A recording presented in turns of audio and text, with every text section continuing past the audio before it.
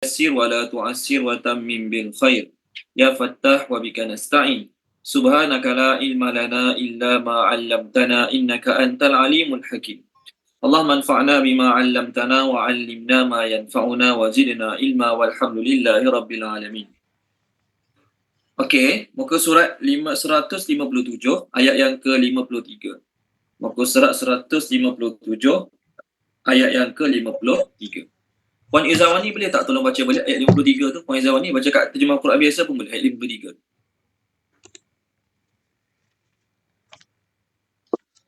A'udzubillahi minasyaitonirrajim. Bismillahirrahmanirrahim. Adakah mereka menunggu melainkan kebenarannya pada hari datang kebenarannya?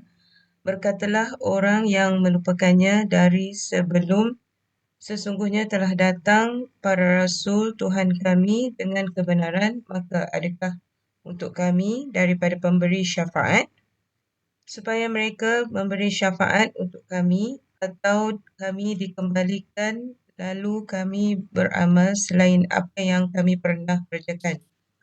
Sesungguhnya mereka telah merugikan diri mereka dan lenyap daripada mereka apa yang mereka pernah mengada-adakan. Okey, terima kasih Puan Izawani. Di minggu lepas ayat tu kita bincang tak habis lah kan. Allah kata, orang kafir yang tak percaya ni, dia orang ni sebenarnya tunggu kebenaran Al-Quran tu berlaku. Sekarang ni apa yang Quran kata tentang kehidupan selepas mati, tentang hari hisab, tentang azab kubur, tentang padang mahsyar, apa yang Quran cerita, dah berlaku ke belum? Belum. Jadi bila beriman dengan perkara tersebut, sebelum perkara tersebut berlaku, ada nilailah iman tu. Jadi Allah kata dia orang tu nak tunggu berlaku, nak tunggu hari kiamat berlaku, nak tunggu hari hisab berlaku, nak tunggu hari kebangkitan berlaku, baru nak percaya. Maka bila berlakunya hari tersebut, orang-orang yang mendustakan, menupakan hari akhirat, mengatakan ke akhirat nanti, dulu kat dunia memang ada Rasul-Rasul datang pada kami bawa kebenaran. Dulu kat dunia memang ada Rasul-Rasul datang pada kami bawa kebenaran. Cumanya mereka tak menerima kebenaran tersebut masa Rasul tu bawa pada mereka. So ke akhirat nanti mereka akan tanya, adakah bagi kami penolong-penolong yang boleh tolong kami? Sama ada ketua-ketua mereka, sembahan-sembahan mereka, ataupun amalan-amalan baik mereka dulu. Ada di kalangan mereka yang mungkin puasa tapi ikut cara selain Islam, mungkin bagi sedekah, mungkin tolong orang susah, mungkin bantu orang miskin. Itu semua amalan-amalan mereka yang mereka buat kat dunia dulu. Jadi mereka tanyalah, ada tak? Okey, sikit 1, 5, 6 pahala ke, 7, 8 pahala ke yang boleh tolong mereka, tak banyak sikit. Itu pertanyaan mereka kat akhirat nanti. Maka ada tak? Memang tidak ada. Orang-orang yang kafir, kufur pada Allah, tidak ada siapa boleh beri syafaat kepada mereka. Walaupun mereka anak Nabi, walaupun mereka pak saudara Nabi, walaupun mereka orang yang dekat dengan orang-orang yang beriman, tetapi oleh kerana mereka tidak mempercayai adanya hari akhirat, tidak ada siapa boleh beri syafaat kepada mereka. Beza dengan orang Islam, orang Islam walaupun dia buat dosa, buat maksiat, tapi dia masih lagi ada kemungkinan boleh dapat syafaat daripada Nabi SAW. Okey, permintaan mereka yang kedua, boleh tak kami dikembalikan semula ke dunia, kami nak beramal dengan amalan-amalan yang bukan biasa kami buat dulu. Dulu kat dunia kami sembah berhala, kat dunia kami sembelih binatang untuk berhala, kat dunia kami sambut perayaan-perayaan yang memuja berhala, kat dunia dululah. Sekarang kat akhirat, boleh tak kembalikan kami semula ke dunia, kami nak beramal dengan amalan-amalan yang lain pada kami buat dulu. Jadi, ini dipanggil ayat-ayat penyesalan orang kafir ke akhirat. Salah satu penyesalan orang kafir yang paling ketara ke akhirat adalah minta nak kembali semula ke dunia. Minta nak kembali semula ke dunia. Sebab tu ada banyak nama akhirat. Salah satu nama akhirat adalah hari penyesalan. Salah satu nama hari kiamat. Salah satu nama hari kiamat dia panggil Yaumul Hasrah. Apa makna Yaumul Hasrah? The day of regret. Menyesal. Puan Rohana telah baca Puan Rohana page 308 ayat atas sekali. 308 ayat atas sekali. Surah Maryam. 308.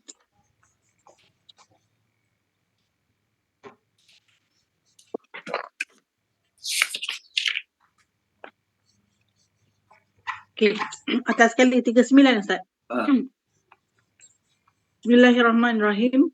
Dan berilah mereka peringatan tentang hari penyesalan, iaitu ketika segala perkara telah diputuskan, sedang mereka dalam kelalaian dan mereka tidak beriman. Okey, terima kasih Puan Rohana. Berilah ancaman pada mereka pada hari penyesalan. Yaumal hasrah. Hasirata. Dalam surah Yasin ada perkataan ni. Ya hasratan alal ibad. Betapa menyesalnya bagi manusia, bagi hamba-hamba. Hasrah tu penyesalan. Jadi nama hari kiamat adalah hari penyesalan. Kenapa? Kerana orang kafir yang menyesal pada hari tersebut, orang kafir menyesal pada hari tersebut, apa yang keluar pada mulut mereka? Nak kembali semula ke dunia. Permintaan mereka nak kembali semula ke dunia. Tolong baca surah Ibrahim. Ya ke surah Ibrahim? Yes, surah Ibrahim, muka surat 261 ayat 44. Ayat 44 dan 45.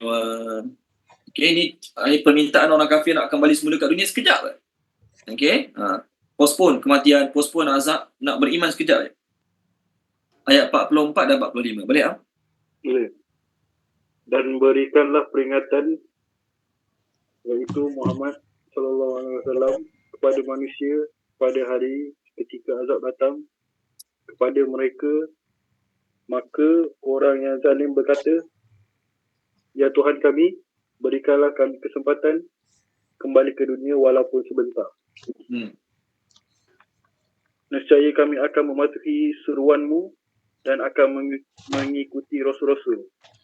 Kepada mereka dikatakan, bukankah dahulu di dunia kamu telah bersumpah bahawa sekali-kali kamu tidak akan binasa,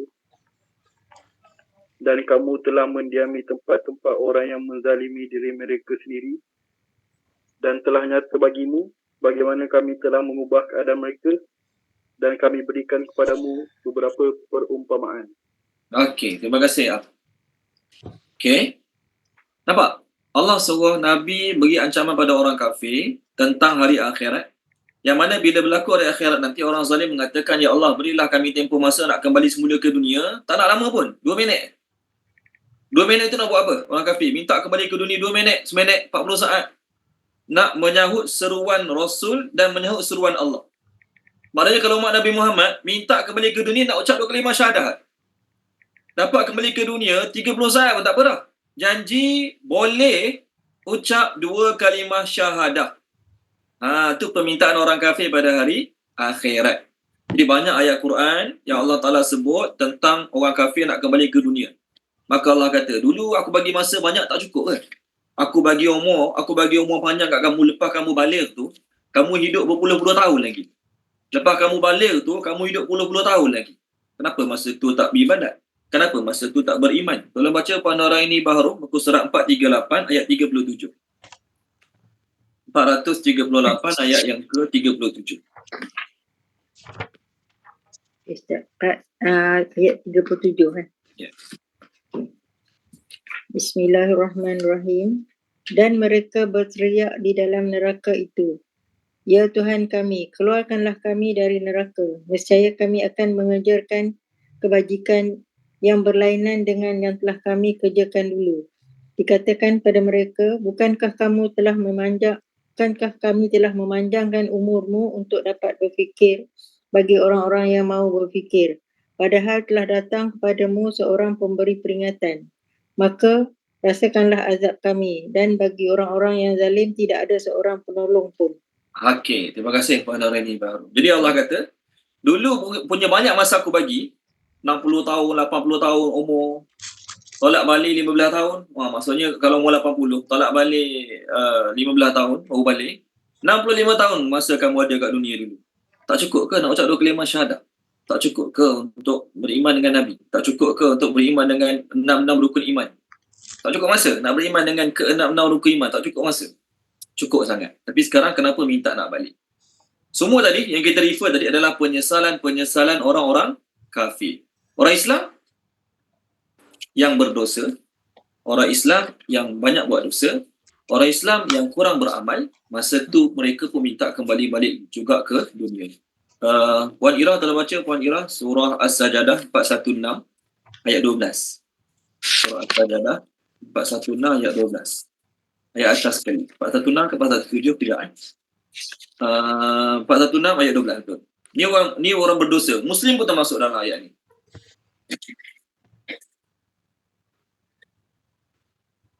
Dan alangkah ngerinya jika kamu melihat orang-orang yang berdosa itu menundukkan kepalanya di hadapan Tuhan. Mereka berkata, "Ya Tuhan kami telah melihat dan mendengar. Maka kembalikanlah kami ke dunia, nescaya kami akan mengerjakan kebajikan. Sungguhnya kami adalah orang-orang yang yakin." Okey, terima kasih Puan Ira. Dalam ayat ini Allah tak kata orang kafir. Dia kalau orang kafir, orang pendosa-pendosa dikhususkan untuk orang kafir sahaja.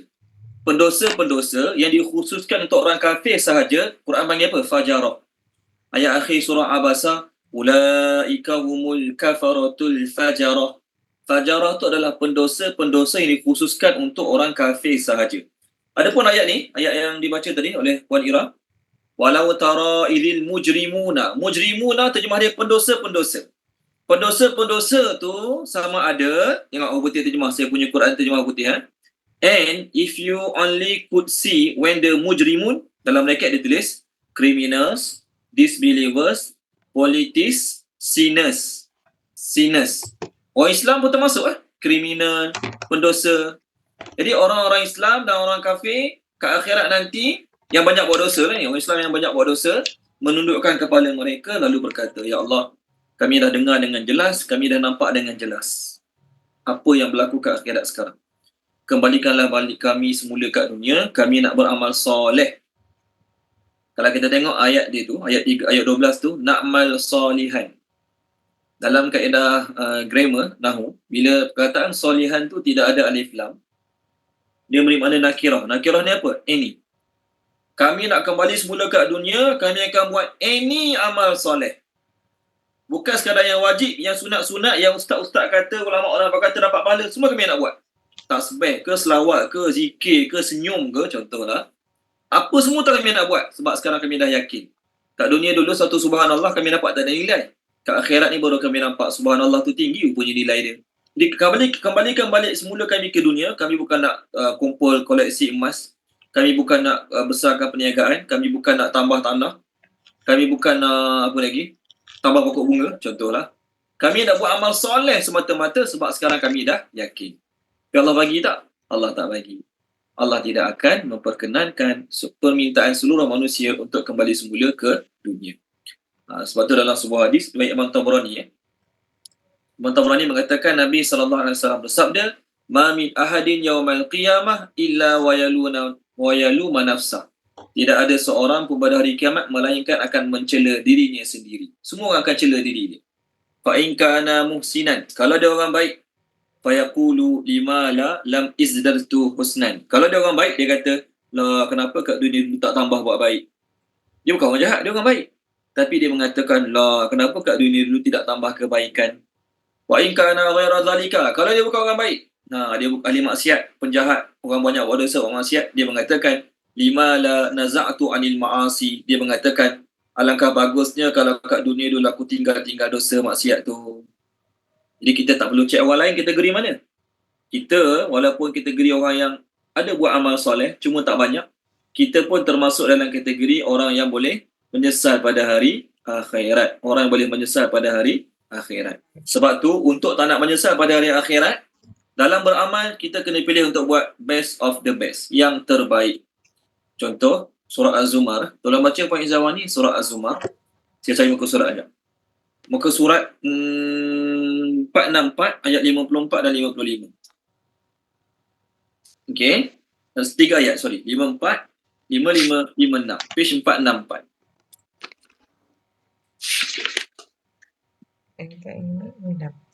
A'udzubillahi minasyaitonirrajim. Bismillahirrahmanirrahim. Dan kembalilah kamu kepada Tuhan kamu dengan bertaubat serta berserah dirilah kepadanya sebelum kamu didatangi azab. Kemudian kamu tidak akan diberikan pertolongan. Dan ikutilah sebaik-baik apa yang telah diturunkan kepada kamu daripada Tuhan kamu, iaitu Al-Quran, sebelum kamu didatangi azab secara mengejut sedangkan kamu tidak menyedarinya.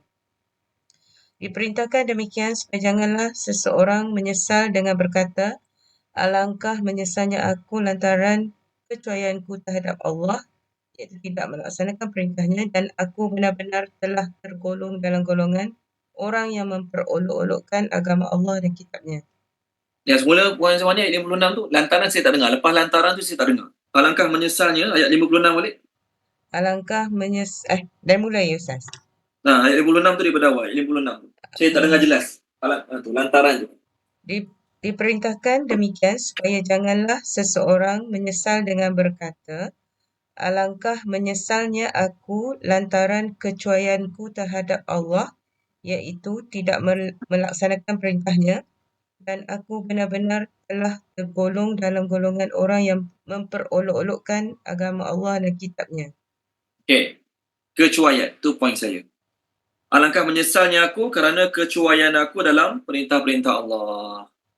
Di kecuaian dalam perintah Allah ni orang kafir saja ke? Orang Islam pun termasuk. Orang Islam pun banyak cuai. Masa ada banyak tak guna baca Quran. Masa ada banyak tak guna untuk zikir. Banyak habis kat telefon. Cuai lah. Jadi, untuk mengelakkan menyesal ke akhirat, apa perintah Allah ayat 55? Follow the best of the Quran. Maknanya dalam perintah Allah, ada yang amalan yang sekadar lepas kewajipan, ada amalan yang tahapnya sederhana, ada amalan yang panggil afdal, best of the best. Okey, kita belajar, Ustaz ajar. Okey, afdalnya baca macam ni. Afdalnya baca 3 kali. Tasbih dalam rukuk, tasbih dalam sujud baca 3 kali. Ada orang tanya, baca 2 kali boleh? Boleh. Sah solat? Sah. Sekali boleh? Boleh. Sah solat? Sah solat. Tak baca langsung boleh tak Ustaz? Boleh. Sah solat? Sah. Orang yang dalam rukuk, dalam sujud tak baca tasbih langsung, sah tak solat dia? Sah solat dia. Tapi dia dapat tak yang afdal? Tak dapat. Ke akhirat, walaupun tak berdosa, tapi dia termasuk dalam kategori orang menyesal pada hari akhirat. Sebab tu, dalam ilmu tasawuf, dalam ilmu fiqh, apa definisi sunat? Apa definisi sunat? Apakah ta'rif sunat? Sunat tu ialah ma yuthabu ala fi'lihi wa la yu'aqabu ala tarkihi. Maksudnya, sunat ni maksudnya apa yang diberi pahala, amalan yang diberi pahala bila melakukannya dan tidak dihukum kerana meninggalkannya. Itu sunat. Kita baca tasbih dalam rukuk, dapat tak pahala sunat? Dapat pahala sunat. Kita meninggalkan tasbih dalam rukuk, ni contoh lah. Kita meninggalkan tasbih dalam rukuk. Ada kena hukuman kat akhirat? Tak ada. Ada kena azab kat akhirat? Tak ada. Ni definisi sunat. Tapi dalam ilmu tasawuf dia tambah sikit lagi. Apa dia? Ma yusabu ala fi'lihi wa la yu'aqabu ala tarkihi wa yandimu yaumal qiyamah. Sunat adalah, ni tambahan dalam ilmu tasawuf, perkara yang diberi pahala sekiranya melakukannya, tidak dihukum sekiranya meninggalkannya, dan menyesal pada hari akhirat. Betul? Puasa Isnin Khamis tak wajib pun. Tak berdosa pun.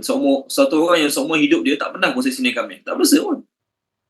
Puasa 6 bulan Syawal. Lepas puasa Ramadan, puasa 6 bulan Syawal. Ada orang seumur hidup tak pernah buat. Tak berdosa langsung. Tak bersalah langsung kat akhirat. Tapi, menyesal tak? Dia akan menyesal pada hari akhirat. Jadi, kita buat amal-amal soleh ni, apa tujuan dia? Kita nak kurangkan tahap penyesalan kita pada hari akhirat. Menyesal memang menyesal. Tapi sekurang-kurangnya bila kita banyak buat amal soleh, tahap penyesalan tu kurang sikit berbanding dengan orang yang tak buat amal soleh langsung. Lepas tu orang bijak, ulul albab, bila dengar ustaz mengajar, bacaan-bacaan macam ni hukumnya sunat. Afdal baca macam ni. Kalau tak baca pun sah juga, baca yang ringkas pun sah juga. Maka orang-orang yang bijak, dia akan pilih untuk yang terbaik. Tengok muka surat 460. Puan Amirah terus baca boleh Puan Amirah, muka surat 460. Ayat yang ke-18, ayat 18. Bila dengar nasihat, dia pilih nak buat yang afdal, yang terbaik. Tu orang terbaik, orang ulul albab. A'udzubillahi minasyaitonirrajim. Ayat berapa tadi Ustaz? Ayat yang ke-18. Iaitu mereka yang mendengarkan perkataan lalu mengikuti apa yang paling baik di antaranya. Mereka itulah orang yang telah diberikan petunjuk oleh Allah, dan mereka itulah orang yang mempunyai akal yang sihat. Okey. Terima kasih kepada Amirah. Kita semua pernah dengar nasihat. Kita semua, termasuk saya, pernah dengar nasihat. Nasihat ustaz-ustaz kita, nasihat mufti kita, nasihat ulama'-ulama' kita. Banyak dengar nasihat kan? Cuma dalam nasihat tu ada perkara yang harus, ada perkara yang makruh, ada perkara yang afdal, ada perkara yang utama. Jadi kita buat pilihan lepas dengan nasihat. Nak buat ke tak nak buat? Afdalnya buat. Tak buat tak apa. Jadi orang yang ulul albab, orang yang akan nasihat, dia pilih nak buat sebab afdal. Dia pilih nak buat yang paling afdal. Dia bukan sekadar buat, tapi dia pilih nak buat yang paling afdal. Inilah orang yang terbaik. Jadi dalam ujian kita, dalam bab amal ni, pertama Allah nak tengok orang tu buat ke tak buat. Di kalangan yang buat pula Allah nak tengok siapa dia ahsanu amala, paling terbaik amalan dia. Alladzi khalaqal maut wal hayat liyabluwakum ayyukum ahsanu amala. Allah bukan sekadar nak tengok buat ke tak buat, tapi di kalangan yang buat amalan tu, yang buat amalan Allah suruh buat tu, di kalangan ramai-ramai yang tunaikan perintah Allah tu, Allah nak tengok siapa di kalangan mereka yang dia pilih untuk buat yang terbaik. Jadi nak buat yang terbaik, kena tengok. Imam Syafi'i kata ni afdal, ni afdal, ni aula, ni afdal, ni aula. Pilih nak buat yang afdal tersebut. Kalau orang yang tak kisahlah, afdal kau lah, bukan wajib pun. Buat yang wajib saja dah cukup. Boleh, tak ada masalah. Tapi lagi banyak dia tinggal amalan-amalan sunat, lagi banyak dia tinggal perkara-perkara yang afdal, yang aula, lagi tinggi tahap penyesalan dia pada hari akhirat. Okey, baik, sambung semula. Kita sekarang muka surat 157 ayat 53. Muka surat 157 ayat 53. Allah kata, sesungguhnya mereka telah merugikan diri mereka. Orang kafir telah merugikan diri mereka dan telah hilanglah daripada mereka apa yang mereka ada-adakan. Apakah yang orang kafir ada-adakan? Orang kafir, mereka mengada-adakan sembahan selain Allah dengan menganggap. Orang kafir, dia sembah berhala tu, sembah berhala ni, dia reka-reka lah amalan tersebut dengan menganggap kalaulah ada akhirat, kalau ada hari kiamat, berhala-berhala tu boleh tolong mereka. Berhala-berhala tu boleh bantu mereka. Maka ke akhirat, Allah Ta'ala kata telah hilang terhadap daripada mereka apa yang mereka ada-adakan. Ajaran-ajaran yang mereka reka-reka tu, ajaran yang mereka cipta sendiri, sembah berhala, tak boleh makan tu, tak boleh makan ni, kena buat tu, kena buat ni, tawaf tak pakai pakaian, amalan yang mereka reka-reka tu, tak ada apa langsung ke akhirat. Tidak memberi sebarang faedah, sebarang manfaat langsung pada mereka pada hari akhirat. Okey, sekarang ayat 54 pula. Ayat 54. Okey, inna sesungguhnya Rabbakum Tuhan kamu Allah allazi yang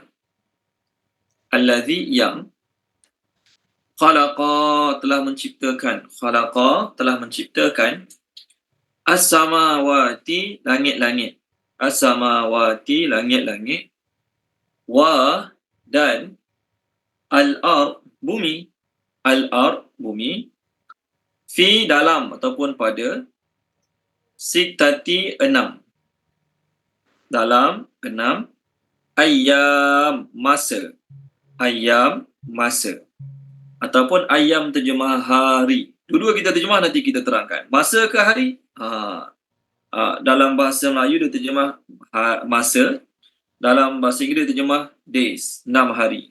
Dua-dua boleh. Nanti kita terangkan. Summa kemudian, istawa kita terjemah dia menguasai. Istawa kita terjemah dia menguasai. Boleh ya? Terjemah istawa dia menguasai. Okey. Boleh juga terjemah bersemayam, tapi terjemah bersemayam boleh menimbulkan kekeliruan. Jadi kita terjemah istawa menguasai ala atas al-arshi arash. Yuksi dia menutup. Yuksi dia menutup. Dia Allah lah. Daripada perkataan yuksi ni keluar perkataan yaksha wal laili idza yaksha. Dia menutup al-laila malam. An-nahar kita terjemah dengan siang. Terjemah an-nahar dengan siang. Dia menutup malam dengan siang. Maksudnya dia datangkan siang, automatik malam tu hilang. Itu maksud dia. Yatlumuhu ia mengikutinya. Maksudnya malam mengikuti siang. Malam mengikutinya, siang. Hafisan dengan cepat. Hafisan tu terjemah dia terus menerus. Lepas malam terus siang. Lepas siang terus malam. Tak ada lepas malam, gap masa sekejap, tak tahu nak siang ke malam, lama sikit baru malam. Bukan macam tu. Hafisan tu maksudnya terus menerus. Wa dan asyamsa matahari wa dan al-qamar bulan wa dan an-nujum bintang-bintang musakharatin tunduk bi dengan amrihi perintah Allah perintah Allah ala ketahuilah lahu baginya lah, maksudnya bagi Allah, lahu baginya lah bagi Allah al-khalqu segala ciptaan, segala yang diciptakan semua milik Allah, wa dan al-amru segala perintah, tabarakallah maha tinggi Allah, maha suci Allah, dulu boleh tabarakallah maha tinggi Allah, maha suci Allah, Rabbul Alamin, Tuhan sekalian alam. Puan Zakiah, tolong terjemah boleh Puan Zakiah ayat 54 ni. A'udzubillahi minasyaitonirrajim. Sesungguhnya Tuhan kamu Allah yang telah menciptakan langit-langit dan bumi dalam 6 masa ataupun 6 hari.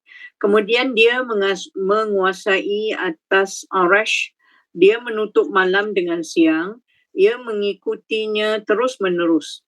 Dan matahari dan bulan dan bintang-bintang tunduk dengan perintahnya. Ketahuilah baginya lah segala ciptaan dan segala perintah. Maha tinggi Allah, Tuhan sekalian alam. Okey, terima kasih Puan Zakiah. Apa kaitan ayat 54 dengan ayat 53 tadi? Ayat 53 tadi Allah cerita tentang hari akhirat. Ayat 53 tadi Allah cerita tentang penyesalan orang kafir pada hari akhirat. Maka Allah nak beritahu sebagaimana Allah kontrol, Allah buat semua benda atas muka bumi ni, kawalan Allah, pentadbiran Allah. Begitu juga akhirat pun dalam kawalan Allah, pentadbiran Allah. Allah yang kontrol, Allah yang kawal, Allah yang takbir. Terpulang pada Allah nak buat macam mana pada akhirat nanti. Sebagaimana dunia ini okey berjalan macam biasa, sebagaimana dunia ini okey siang malam berjalan macam biasa, akhirat nanti pun sama juga. Allah Ta'ala akan buat akhirat berjalan macam biasa. Walaupun ada orang kena azab berjuta-juta tahun, proses pengazaban mereka tetap diteruskan seperti biasa. Itu maksud ayat ni. Maksudnya ayat ni nak menafikan kefahaman orang kafir yang kalau berlaku akhirat, mungkin sekejap je kena bakar, mungkin sekejap je masuk neraka, nanti api neraka dah habis dia punya power dia, padamlah api neraka. Tak, Allah nak kata sebagaimana bumi ni dah berapa ratus ribu tahun, tak wallahualam, dah berapa juta tahun kita pun tak tahu, umur bumi ni kita tak tahu. Siang malam tetap berjalan macam biasa. Siapa kontrol? Allah. Siapa kawal? Allah. Kat akhirat pun sama, api neraka sentiasa menyala, syurga sentiasa bernikmat-nikmat, kesenangan sentiasa diperolehi, manusia panjang umur tak mati-mati, maka banyak tak perlu buang air. Allah juga yang kontrol pada hari akhirat. Jadi ayat ni nak beritahu Allah cerita dalam ayat 54 ni kehebatan Allah kontrol duniawi.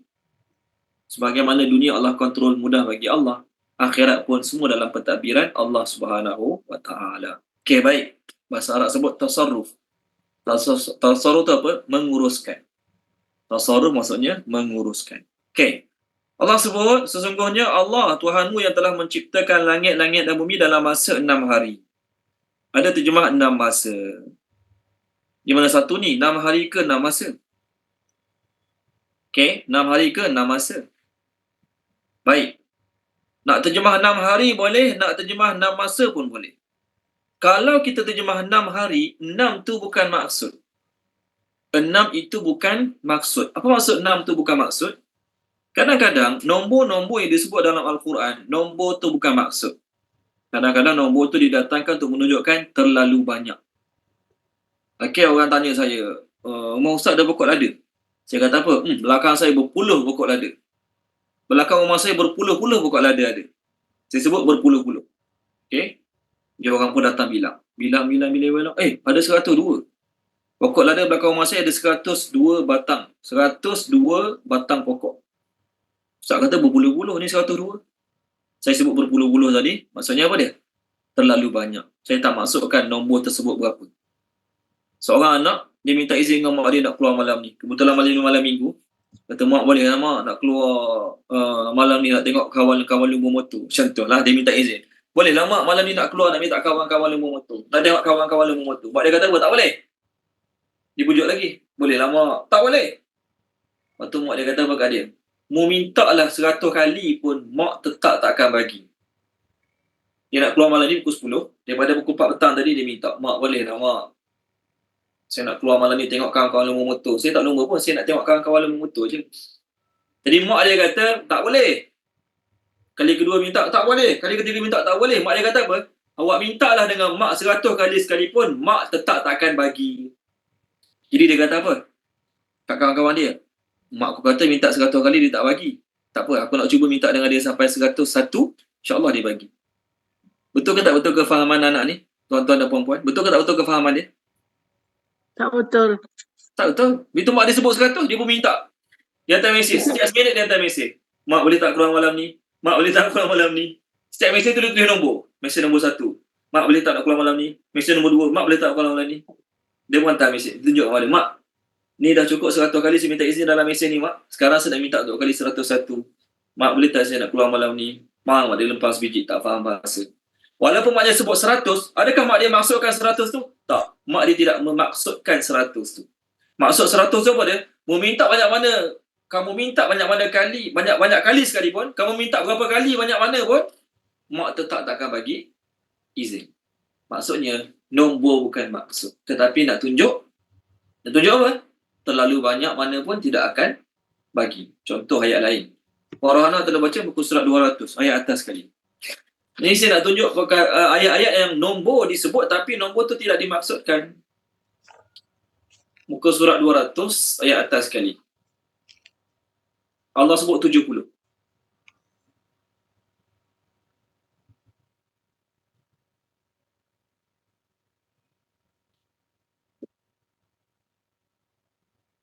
Boleh Farahana unmute kan?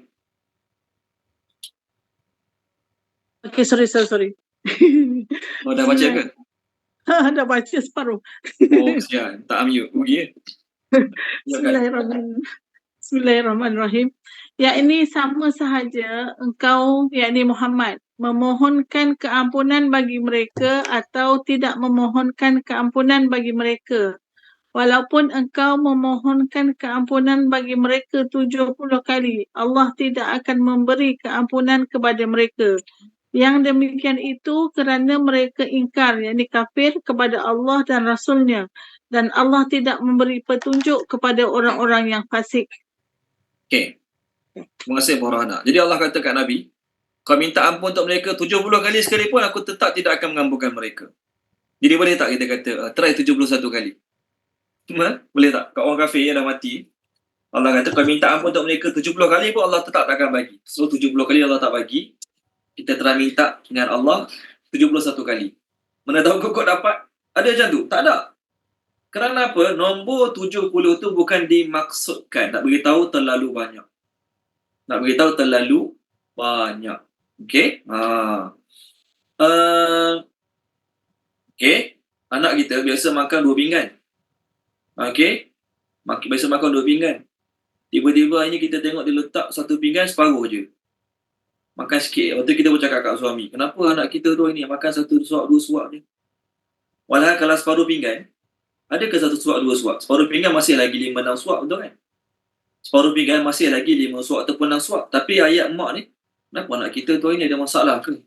Nampak makan 1 suap 2 suap je, betul pergi kerja ada masalah ke tempat kerja? Contoh. Jadi dia pun tanya ayah dia. Balik-balik ayah dia tanya, awak kenapa makan 1 suap 2 suap je pagi tadi sebelum pergi kerja? Anak dia jawab, mana ada? Saya makan 6 suap, 7 suap. Nampak? Mak awak kata awak makan 1 suap 2 suap je. Dia pun cakap dengan mak dia, mak, mana mak tahu saya makan 2 suap? Saya makan 8 suap saya bilang tadi. 1, 2 sampai 8 suap. Jadi mak dia sebut 1 suap 2 suap. Adakah mak dia masukkan nombor? Tak. Mak dia sebut 1 suap 2 suap nak melambangkan sedikit. Okey, jelaskan Farahana, jelas tak Farahana? Jelas. Okey. Orang tanya saya, Ustaz pandai tak buat mi goreng? Ustaz pandai masak mi goreng, orang tanya saya. Saya kata apa? 5 minit. 5 minit. Boleh? Lepas tu Am tanya saya pula, Ustaz pandai masak mi goreng? 4 minit. 4 minit. Lama sikit Puan Dorani baru tanya, Ustaz pandai masak mi goreng? 4 minit setengah. Dia ada orang dengar saya. Ustaz ni kejap 5 minit. Kejap 4 minit. Kejap 4 minit setengah. Mana satu ni? Maksud saya apa dia? Apa maksud saya? Dengan kata-kata saya tadi. 5 minit, 4 minit, 4 minit setengah. Apa maksud kata-kata saya tadi? Cepat, pantas. Pantas. Cepat. Yes. Maksud saya bukan nombor tu. Maksud saya cepat. Pantas. Sekejap. Boleh? So 6 hari Allah sebut. Allah cipta langit dan bumi dalam masa 6 hari ni. Bukan Allah maksud secara literal 6. Bukan. Sebab apa? Sebab kalaulah 6 hari ni kita maksudkan secara literal, 6 hari tu maksudnya 6 hari betul. 6 hari, Isnin, Selasa, Rabu, Khamis, Jumaat, Sabtu, contohlah. 6 hari betul. Maka ayat ini, 6 hari itu akan bertentangan dengan ayat Allah lain yang ada dalam surah. Tolong baca boleh surah Fussilat. Kita bincang surah Fussilat berapa hari? Berapa hari Allah cipta langit bumi? Kalau 6 ni kita maksudkan 6 secara literal. Saya cari muka surat je. Surah Fussilat. Okay, muka surat 477. 477. Ayat 9, 10, 11, 12. Ni proses kejadian langit dan bumi. Muka surat 477. Ayat 9, 10, 11, 12. Katakanlah, patutkah kamu mengingkar kepada Tuhan yang menciptakan bumi dalam 2 masa dan kamu adakan pula sekutu-sekutu baginya? Itulah Tuhan seluruh alam. Okay, kejap. Terjemah 2 masa. Tak ada masalah pun. Tapi ayat dia yaumaini, 2 days. 2 hari. 2 hari. 2 hari. So Allah kata, adakah kamu kufur pada Allah yang telah menciptakan bumi dalam masa 2 hari? Tanah, bumi, Allah mencipta 2 hari. Terus ayat seterusnya. Dan dia ciptakan gunung ganang yang kukuh di atasnya dan kemudian dia berkati dan dia mententukan makanan-makanan bagi penghuni dalam 4 masa. 4 hari Yes. Boleh? Memadai untuk memenuhi keperluan mereka yang memerlukannya. Berapa hari dah jumlah dia? 6. 6. Tadi 2, ni 4. Betul kan? 4. Terus terus lagi. Kemudian dia menuju ke langit yang masih berbentuk asap. Lalu dia berfirman kepadanya dan kepada bumi, datanglah kamu berdua menurut perintahku dengan patuh atau terpaksa. Kedua-duanya menjawab, kami datang dengan patuh. Lagi. Lalu diciptakannya 7 langit dalam 2 masa dan pada setiap langit itu dia wahyukan urusan masing-masing. Kemudian langit yang dekat dengan bumi dihiasi dengan bintang-bintang dan kami ciptakan itu untuk memelihara. Demikianlah ketentuan Allah yang Maha Perkasa lagi Maha Mengetahui. Berapa total hari? Yang ayat 12 ni 2. Lepas tu ayat 9 tadi 2. Lepas tu ayat yang 10 tadi 4. So berapa? So 2, 4, 8. 8? Yes. Terima kasih Jadi kalau ikut literal 6 hari, 6 tu memang masuk 6 hari. Sekarang Allah kata Allah buat bumi 2 hari. Allah buat gunung ganang, makanan-makanan asal untuk manusia 4 hari. Langit tak buat lagi ni. 4 hari. Kemudian langit Allah buat 2 hari pula. Jadi 2, 4, 2. 8 hari. Jadi mana satu ni? Allah ni buat bumi 6 hari ke 8 hari? Sebab tu saya kata 6 tadi bukan maksud. 6 tadi bukan maksud. Okey, kita tengok hadis ni pula. Hadis ni diriwayatkan oleh Abu Hurairah radhiyallahu anhu. Hadrat Abu Hurairah radhiyallahu anhu. Diriwayatkan oleh Imam Ahmad. Baik. Kejap. Tadi nak share kejap. Hadis ni diriwayatkan oleh Imam Muslim ada, Imam Bukhari ada, tapi Imam Bukhari dalam menilai hadis ni dia kata hadis ni bukan hadis marfu'. Maksud bukan hadis marfu', dia apa? Hadis mauquf. Hadis yang kata-katanya terhenti kepada Sayyidina Abu Hurairah saja. Tengok. Allah menciptakan tanah pada hari Sabtu. Okey. Allah menciptakan gunung-gunung pada hari Ahad. Allah ciptakan pokok-pokok pada hari Isnin. Allah menciptakan perkara-perkara yang tak baik pada hari Selasa. Allah menciptakan cahaya pada hari Rabu. 5 dah. Allah menyebarluaskan, mengembangbiakkan binatang pada hari Khamis, dan Allah menciptakan Adam pada hari Jumaat sebagai ciptaan Allah yang terakhir pada waktu yang terakhir pada hari Jumaat, iaitu pada waktu asar sampai malam. So hadis kat skrin ni berapa hari Allah ambil masa? Berapa hari Allah ambil masa? 6 hari juga kalau tak termasuk Nabi Adam. 6 hari juga kalau tak termasuk Nabi Adam. Betul kan? Maksudnya Allah buat bumi, Allah buat segala makhluk-makhluk yang ada atas muka bumi ni. Okey. Allah buat tanah hari Sabtu. Gunung ganang Allah cipta pada hari Ahad. Pokok-pokok Allah buat pada hari Isnin.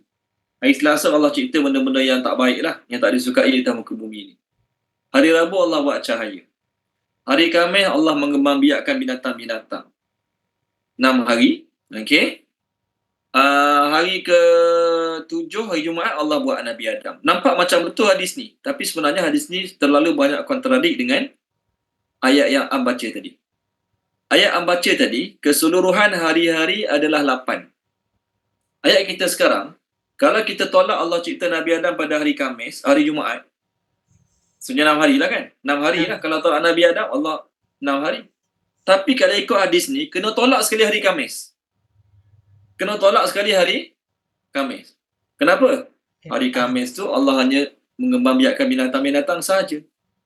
Hari Jumaat Allah Ta'ala cipta Nabi Adam. Jadi tolak hari Jumaat dengan hari Khamis maksudnya Isnin, Selasa, Rabu, Sabtu, Ahad, itu 5 hari Allah Ta'ala buat bumi. Jadi sebab tu Imam Bukhari walaupun diriwayatkan hadis ni, Imam Bukhari mengatakan hadis ni walaupun diriwayatkan oleh Abu Hurairah radhiyallahu anhu, tapi hadis ni bukan daripada mulut Nabi sallallahu alaihi wasallam. Hadis ni Abu Hurairah dengar daripada Ka'ab bin Al-Ahbar. Ka'ab bin Al-Ahbar adalah seorang pendeta Yahudi. Ka'ab bin Al-Ahbar adalah salah seorang pendeta Yahudi yang masuk Islam. Dia masuk Islam. Jadi dialah yang telah meriwayatkan hadis-hadis riwayat-riwayat Israiliyat masa dia belajar masa jadi orang Yahudi dulu. Dan dia telah meriwayatkannya setelah dia masuk Islam. Maka hadis ni bertentangan dengan ayat-ayat Quran, bertentangan dengan ayat-ayat yang kita bincang tadi. Maka bila hadis bertentangan ayat-ayat Quran, kita kata hadis tu adalah hadis yang tidak kuat dia punya kesahihan dia. Hadis tu tidak kuat dia punya tahap kebenaran dia. Walaupun hadis tu kita kata diriwayatkan oleh Abu Hurairah, tapi Abu Hurairah tidak mendengarnya daripada mulut Nabi SAW. Dan hadis ni kalau dicampurkan, kalau kita bandingkan dengan riwayat-riwayat Israiliyat yang lain, hadis ni ada banyak pertemuan. Sebab bagi orang Bani Israel, Allah buat bumi dalam masa 6 hari, bermula pada hari Ahad, Isnin, Selasa, Rabu, Khamis, Jumaat, selesai. Hari Sabtu Allah buat apa bagi orang Yahudi? Bagi orang Yahudi, hari Sabtu Allah buat apa? Rehat. Hari Sabtu Allah rehat. Sebab tu dipanggil Sabat Day. Sabat Day itu maksudnya rehat. Dalam bahasa Arab, Sabat tu maksudnya rehat. Juzuk waja'alna naumakum subata, juzuk Amma kan? Surah An-Naba. Waja'alna naumakum subata. Subata tu sama macam dia Sabtu. Kami jadikan tidur kamu sebagai waktu istirahat. Jadi bagi orang Yahudi, hari Jumaat tak boleh buat kerja. Sama macam Allah Ta'ala tak buat apa-apa hari Jumaat, hari Sabtu, Jumaat pula. Hari Sabtu tak buat apa-apa. Sebab tu mereka pilih hari Sabtu sebagai Sabat Day. Jadi walaupun ada hadis, tetapi hadis ini kita kata tahap dia tak boleh nak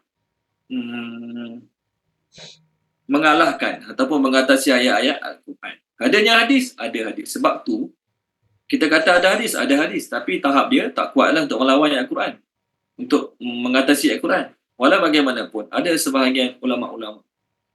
Okey, dia kata hadis ni ada. Dalam Imam Bukhari ada, dalam Imam Ahmad ada, Imam Muslim ada.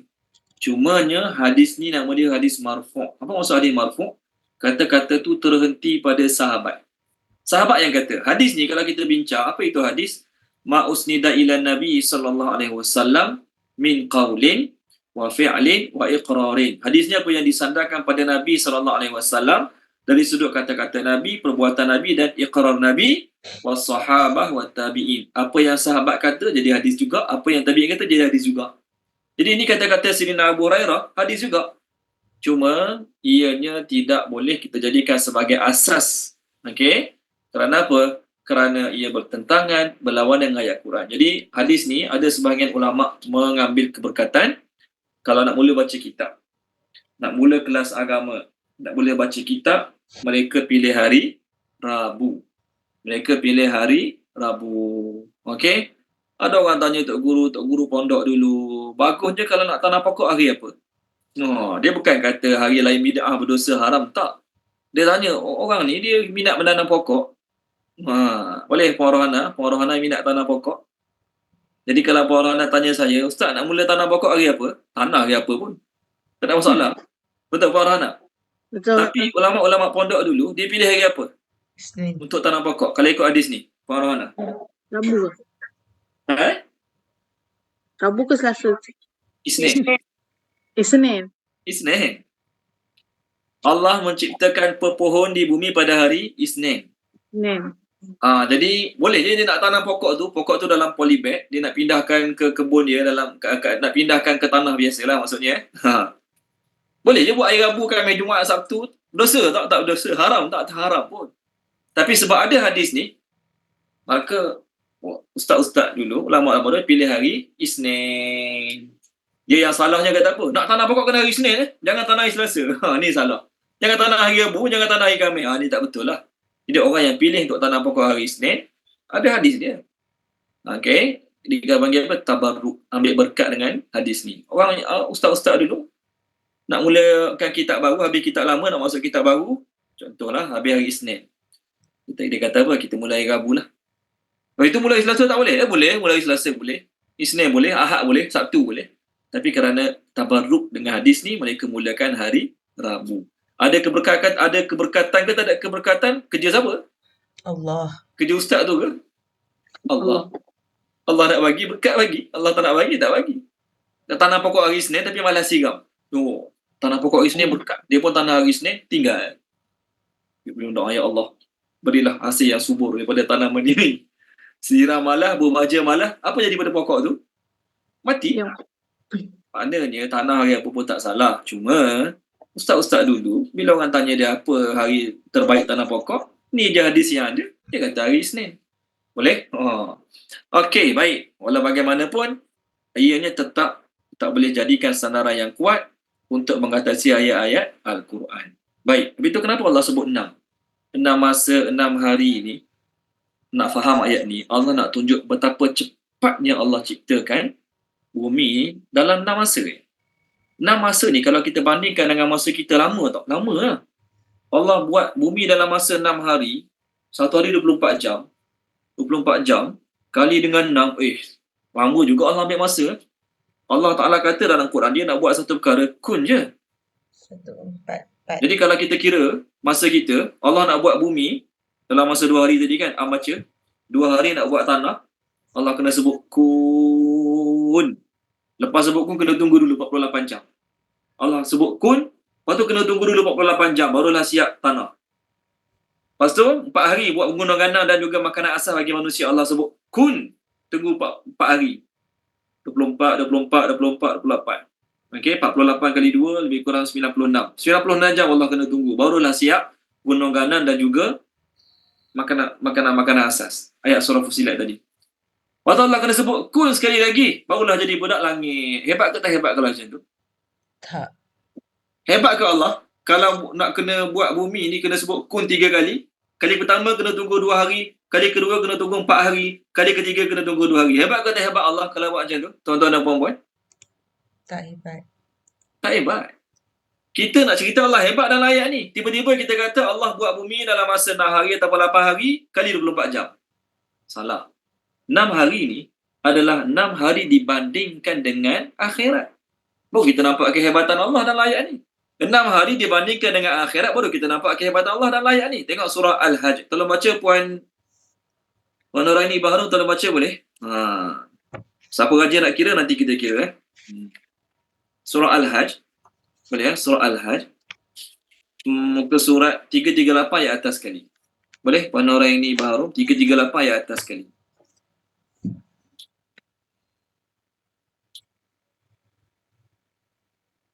Boleh tolong unmute kan? Puan Noraini Bahrum, tolong unmute kan?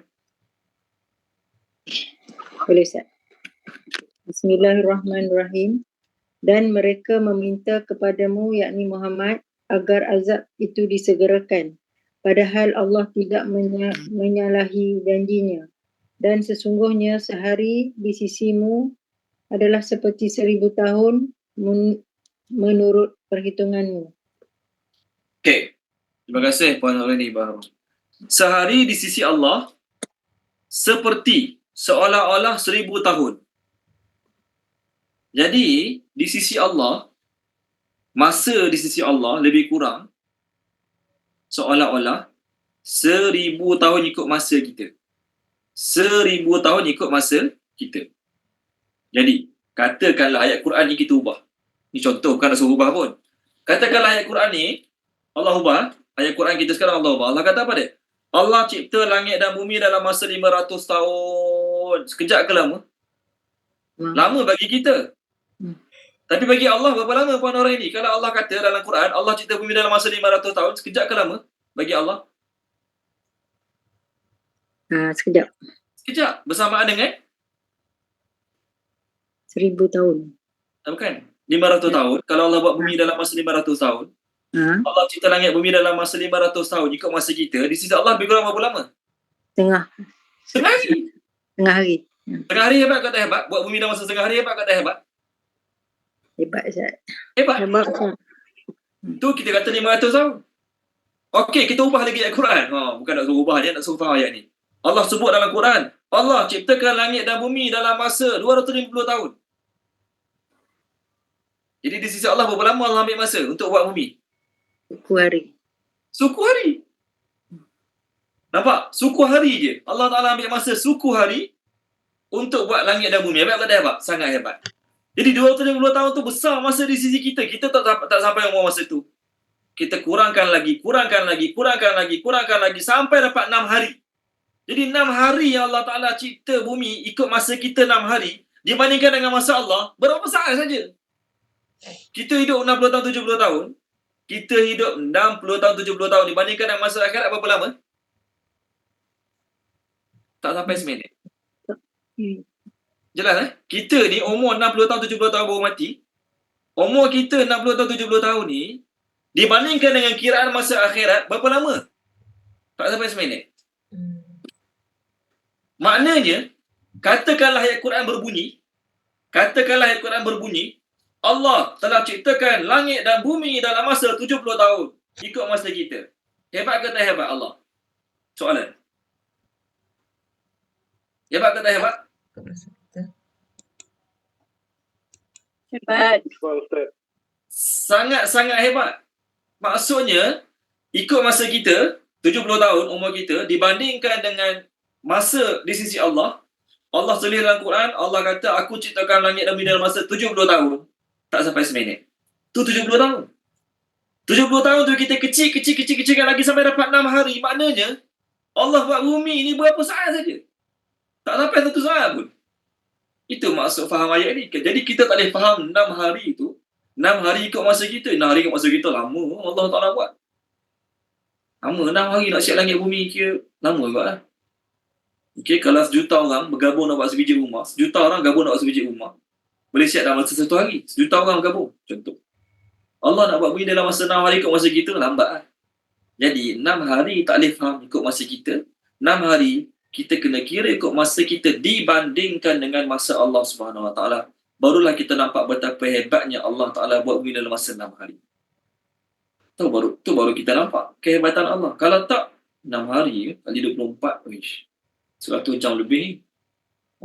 Lebih 100 jam. Okey. Allah Ta'ala ambil masa nak buat bumi. Salah. Itu kefahaman yang salah. Jadi Allah sebab tu banyak terjemah, dia terjemah 6 masa. Kenapa terjemah 6 masa? 6 hari tu tidak dimaksudkan secara literal. Jelas jadi cara nak kira dia macam mana? Dulu ada orang ajar saya cara kira, saya tak ingat.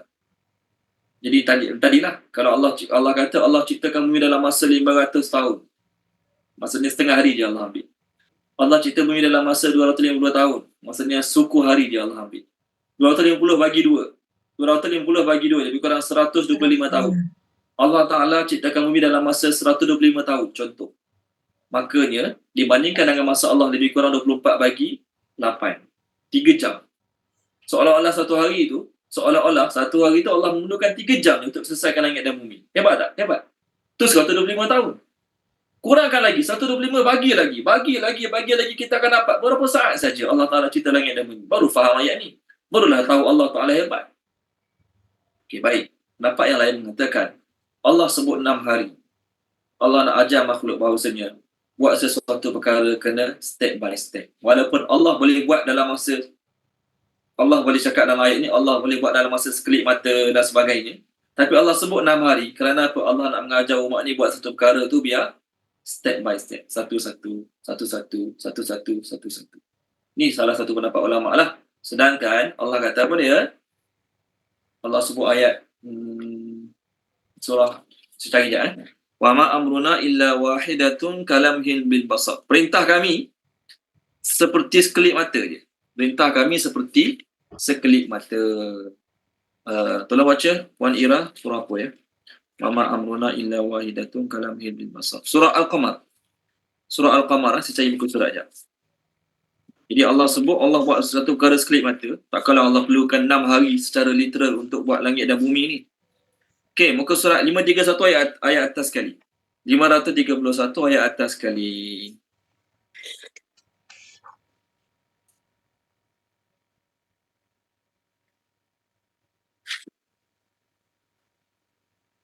Dan perintah kami hanyalah dengan satu perkataan, cepatnya seperti sekelip mata. Aha. Terima kasih Puan Ira. Sekelip mata. Jadi Allah Ta'ala dah buat sesuatu hanya sekelip mata. Takkanlah Allah Subhanahu Wa Ta'ala nak cerita langit bumi kena ambil masa 24 jam kali dengan 6. Fahaman yang salah adalah bila kita faham, bila kita fikir Allah Ta'ala perlukan masa lama macam kita selama 6 hari untuk buat langit dan bumi. Salah. Sebab tu kat akhirat, sebab tu katakanlah kiamat berlaku 1000 tahun lagi. Kita tak tahu kiamat bila kan? Satu hari. Katakanlah kiamat berlaku tahun 3024. Sekarang tahun 2024, betul? Katakanlah kiamat berlaku tahun 3024. Bagi kita cepat, lambat lagi ke dekat dah bagi kita? Soalan. Lambat Lagi ya.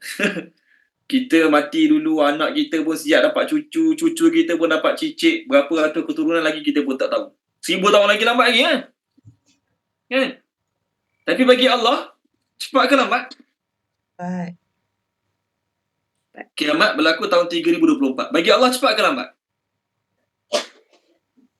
Mana orang ini baru? Bagi Allah cepat ke lambat? Cepat. Sebab tu Allah sebut dalam Quran, telah dekat bagi manusia hari hisab. Telah hampir bagi manusia hari hisab mereka, tapi mereka masih lalai. Tolong baca Puan Amirah boleh? Puan Amirah tolong baca surah Al-Anbiya ayat 1. Surah Al-Anbiya ayat 1. Muka surat 322. Ayat 1.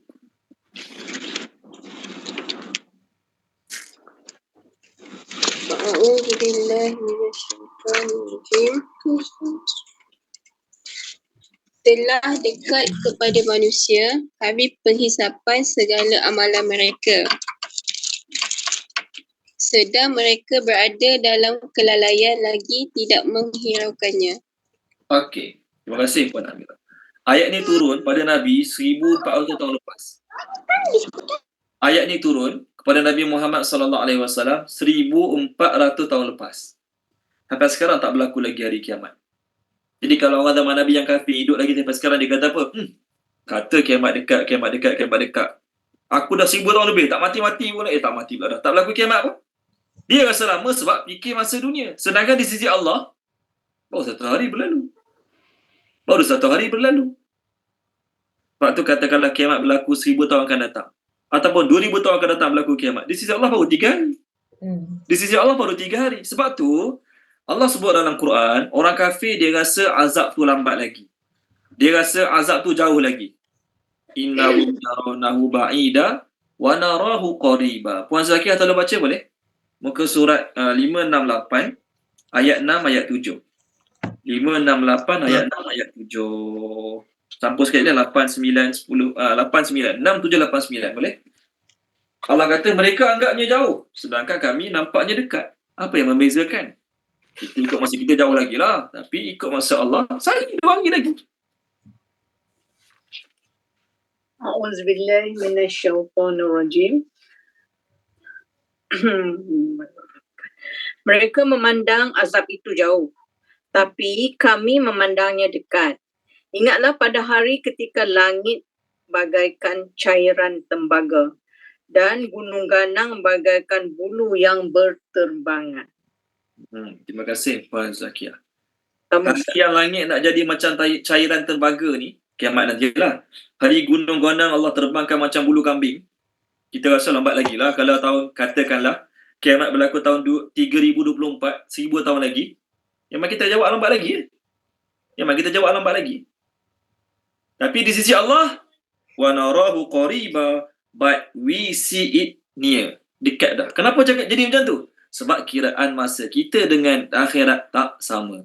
Waktu kat akhirat nanti, bila Allah tanya orang kafir kat akhirat, berapa lama tinggal kat dunia dulu? Ada orang kafir yang hidup 100 tahun. Ada orang kafir yang hidup lebih pada 1000 tahun. Apa jawapan orang kafir kat akhirat nanti? Sehari ikut setengah hari. Sehari ke setengah hari. Dia tak tipu. Orang kafir kat akhirat nanti jawab sehari ke setengah hari ke tak tipu. Kenapa? Kat sana berbeza. Di sana berbeza. Orang-orang yang kat dunia ni, dia kena penjara yang sangat gelap. Ada penjara setengah-setengah penjara kat dunia ni. Tak ada jam. Tak ada nampak cahaya. Jadi seminggu dia duduk dalam penjara. Seminggu dia duduk dalam penjara, tak ada jam. Tak ada lampu. Okay, tak ada cahaya langsung. Dalam masa seminggu tu tanya dia, berapa lama duduk kat sini? Tak tahu berapa hari. Sehari ke, 2 hari ke, seminggu ke, tak tahu. Kerana apa? Dia tak tengok cahaya, dia tak nampak jam, dia tak nampak cahaya langsung. Jadi dia tak tahu perbezaan masa yang dia alami, tak tahu. Kena pula dia tidur. Masa kita tidur, kita bangun, kita mana tahu jam kita tidur. Melainkan kita tengok jam, baru tahu aku dah tidur 2 jam. Aku dah tidur 3 jam. Kat akhirat nanti Allah tanya ahli neraka, Allah tanya orang jahat. Kamu kat dunia dulu berapa lama tinggal? Ada jawab sehari, ada jawab setengah hari. Maka Allah kata, sebenarnya kamu tinggal kat dunia sekejap. Kenapa mereka jawab sehari setengah hari? Sebab kiraan masa di akhirat tidak sama dengan yang kita lalui di dunia ini. Tolong baca Puan Izawani, tolong baca boleh Puan Izawani. Surah Allahumma salli ala Muhammad. Saya cari muka surat je. Surah Al-Mu'minun. Surah Al-Mu'minun. Muka surat 349. 349 ayat 112, 113 sampai 115. 112 sampai 115. A'udzubillahi minasyaitonirrajim. Bismillahirrahmanirrahim. Allah bertanya lagi, berapa tahun lamanya kamu tinggal di bumi? Mereka menjawab, kami tinggal di dunia selama sehari atau sebahagian hari. Maka bertanyalah kepada golongan yang menghitung, iaitu malaikat penghitung. Allah berfirman, kamu tidak tinggal di dunia melainkan sebentar sahaja. Kalau kamu dahulu mengetahui hal ini, tentulah kamu bersiap sedia.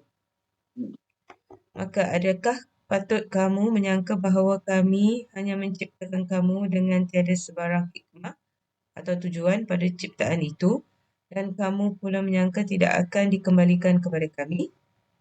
Okey, terima kasih Puan Izawani. Mereka jawab sehari, sebahagian hari. Allah jawab, sebenarnya kamu tinggal dunia sekejap. Kenapa tak jawab 60 tahun? Saya mati umur 60 tahun lah saya tinggal.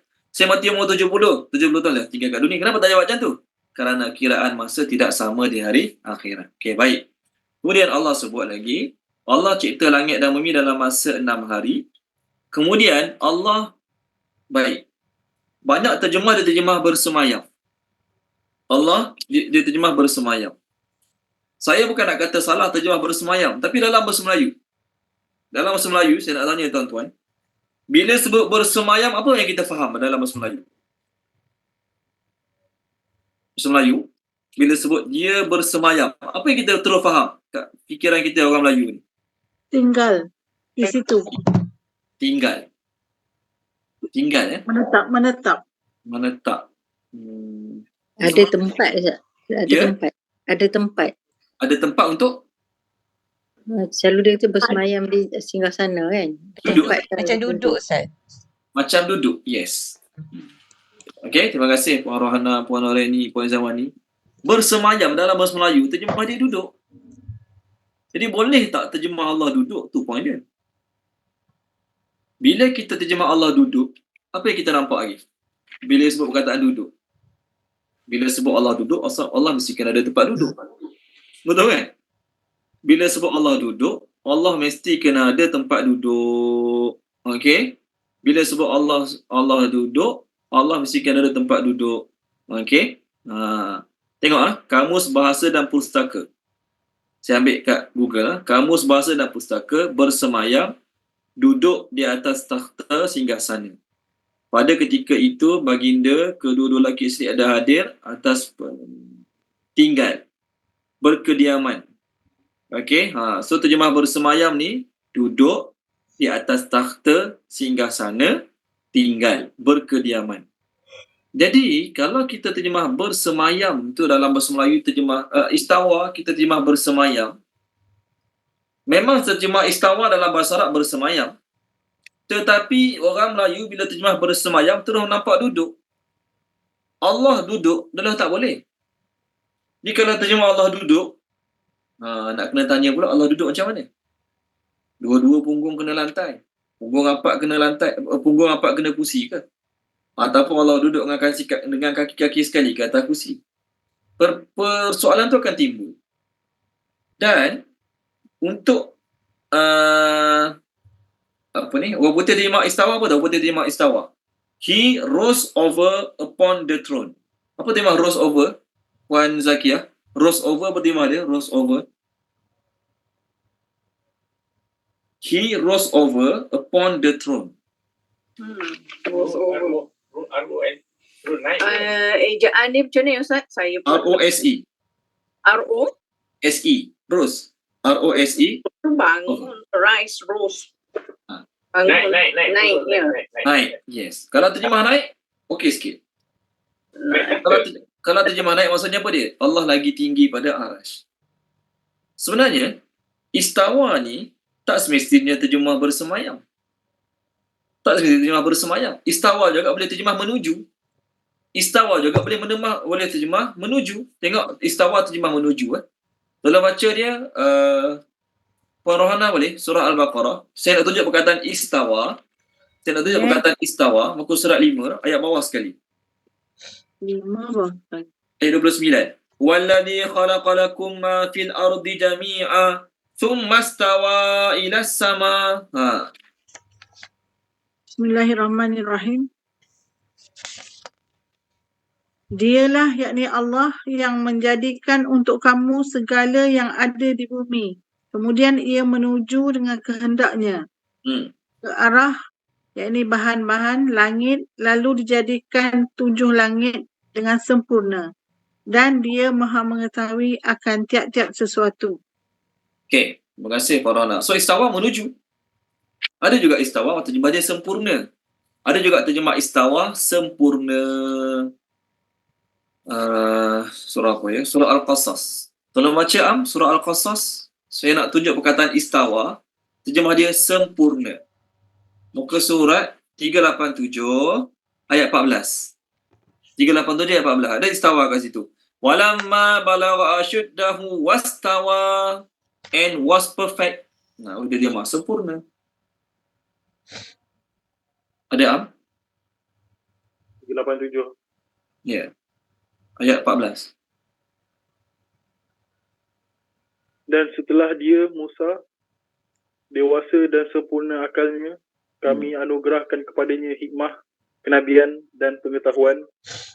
Demikianlah kami memberi balasan kepada orang-orang yang berbuat baik. Okey, terima kasih sempurna. Jadi istawa ada terjemah menuju, ada terjemah sempurna, ada terjemah menguasai. Di sudut kamus lah. Kalau terjemah bersemayam, kenapa terjemah bersemayam? Itu soalannya.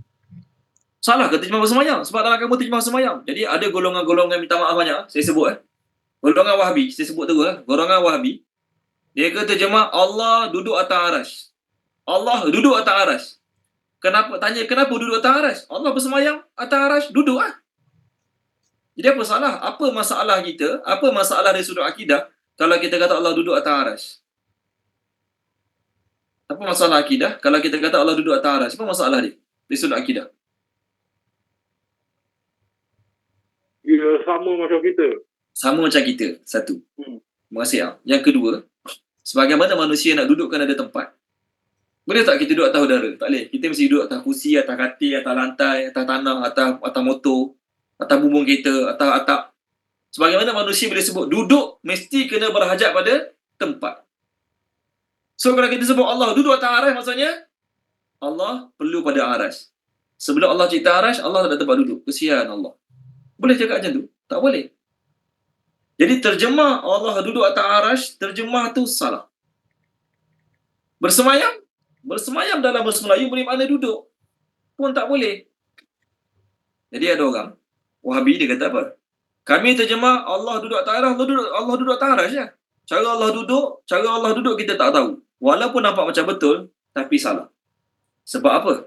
Walaupun dia kata cara Allah duduk, cara Allah sebenarnya kita tak tahu, tapi kata duduk mesti gabungan antara punggung dengan tempat duduk. Itu terjemah duduk. Jadi terjemah yang betul macam mana? Allah menguasai aras. Bila sebut aras adalah makhluk Allah yang paling besar. Aras adalah makhluk Allah yang paling besar. Bila makhluk Allah yang paling besar, Allah kuasainya, maksudnya bumi langit kita ni lagi dalam kuasaan Allah. Ada salah faham tak? Takkan ada salah faham. Jadi terjemah yang betul macam ni. Pertama, istawa kita takwilkan dengan perkataan menguasai. Tak ada masalah. Yang kedua, kalau kita tak tahu apa makna istawa, apa terjemah sesuai? Kita kata macam ni. Allah istiwa di aras. Cukup. Apa makna istiwa? Saya tak tahu apa makna istiwa. Serah pada Allah. Ni je dua boleh. Pertama, kita kata Allah menguasai aras. Itu satu. Dipanggil takwil. Kita takwil istiwa tu dengan menguasai. Okey, Allah menuju, Allah sempurna, Allah menguasai aras, takwil. Yang kedua, kita kata ayat ni Allah istiwa di aras. Apa makna istiwa? Wallahu alam. Jangan terjemah semayam. Sebab kalau terjemah bersemayam, dia akan beri makna duduk. Bila beri makna duduk, ada pertembungan antara punggung dengan tempat. Ini macam mana ni? Allah nak kata Allah ada punggung. Na'udzubillah min zalik. Habis tu duduk tak kena punggung. Tak kena perkataan semayam tu dalam bahasa Melayu. Jadi sebab tu, dua je cara ayat-ayat macam ni. Bukan ayat jenis saja. Tangan Allah, kaki Allah. Boleh tak kita kata, tangan Allah tu maksudnya Allah ada tangan lah. Cuma tangan Allah tak tahu macam mana. Tak boleh. Kita sebut Yadullah. Memang dari sudut bahasa Melayu, terjemah Yadullah, tangan Allah.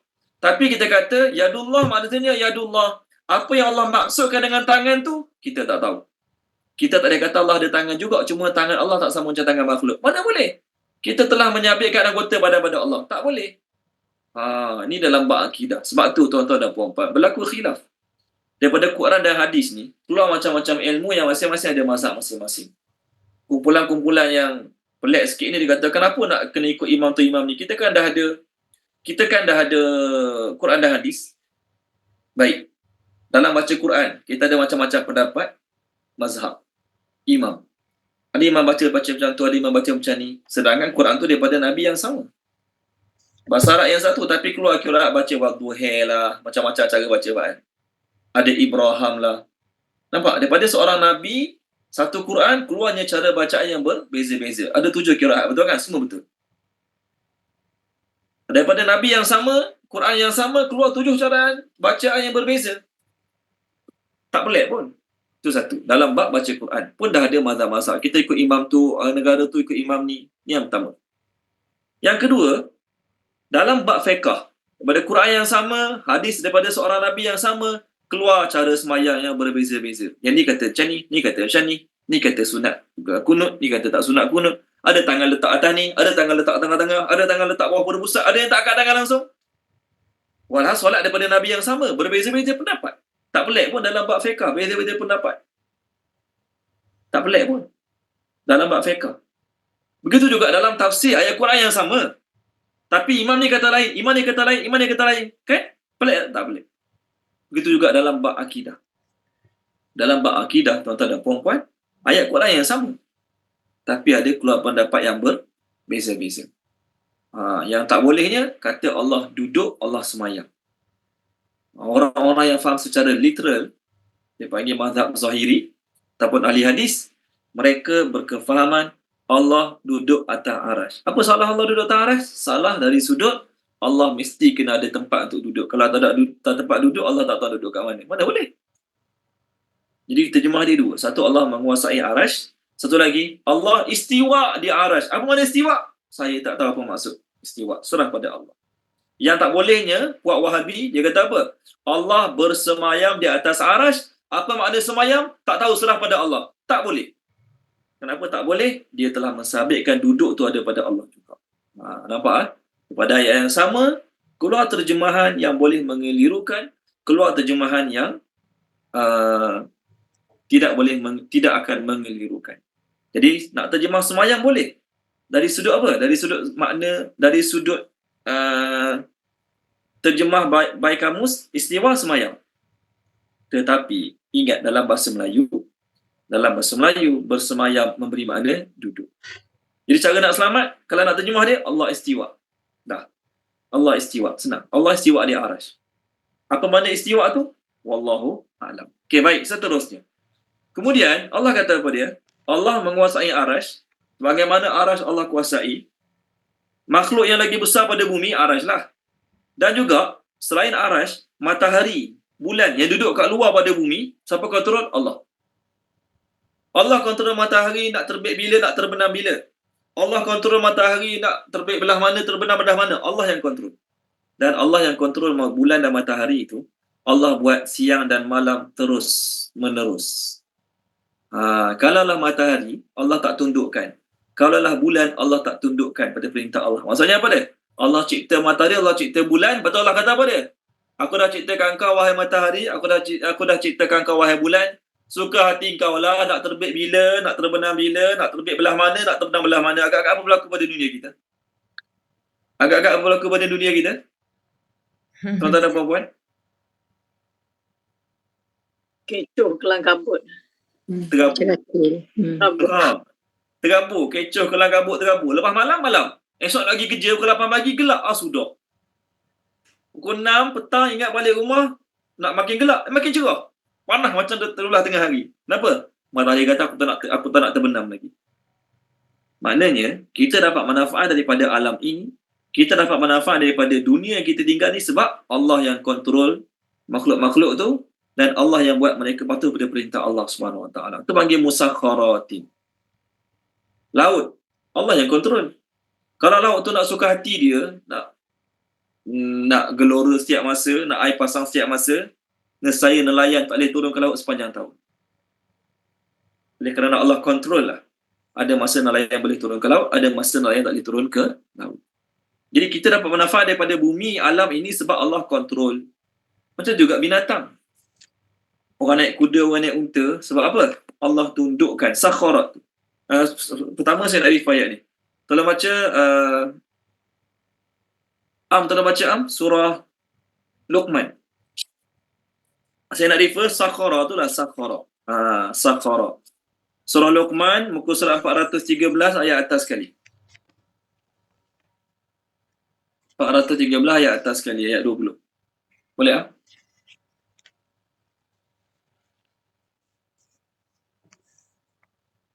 413.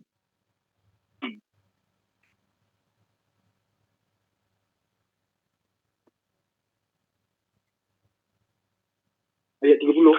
Ya, ayat 30. 20.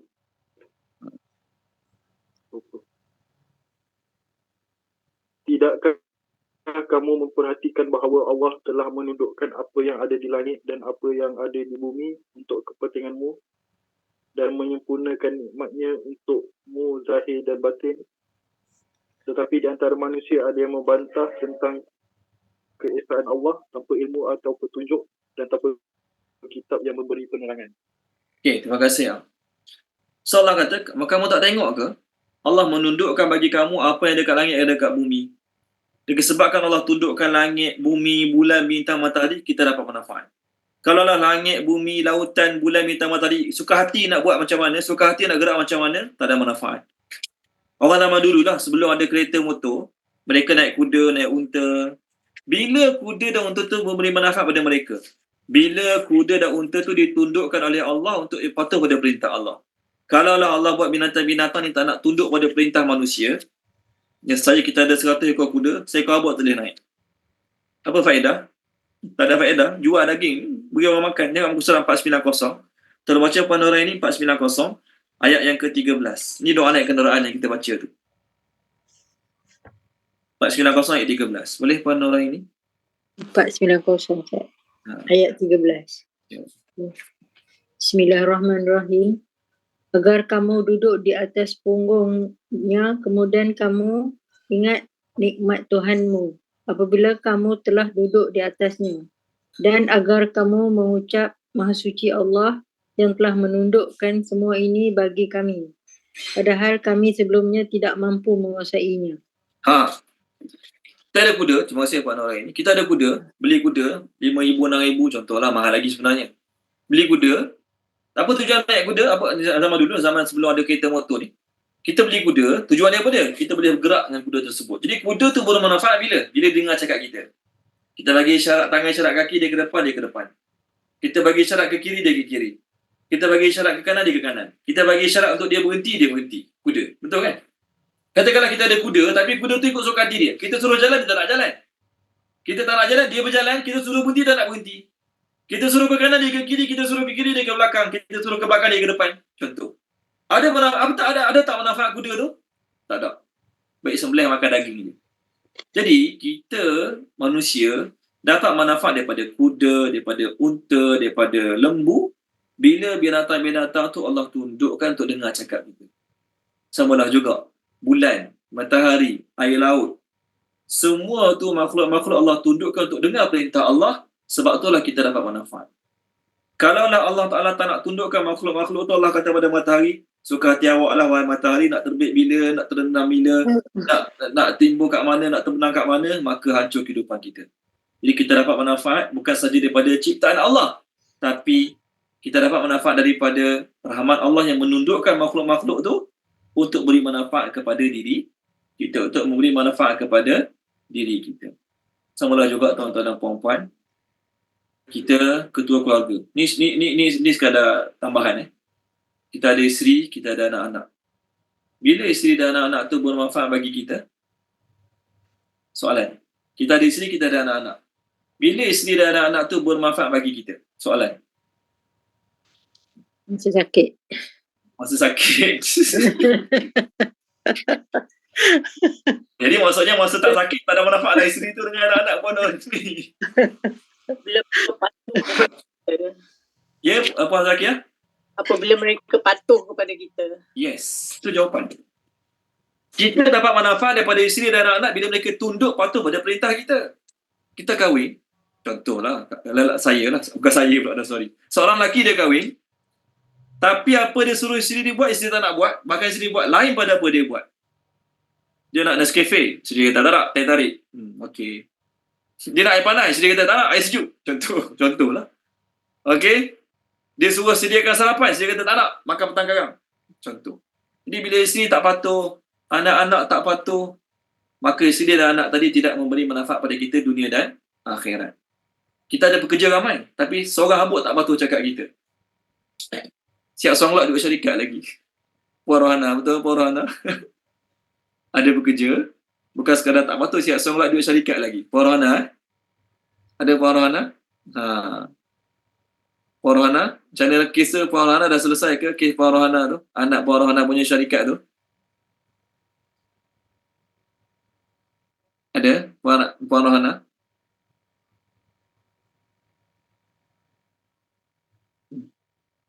Tak dengar lah Puan Rohana? Tak dengar. Okey, tak apa. Okey, anak Puan Rohana ada syarikat, ada pekerja songlak duit. Ada manfaat? Tak ada manfaat.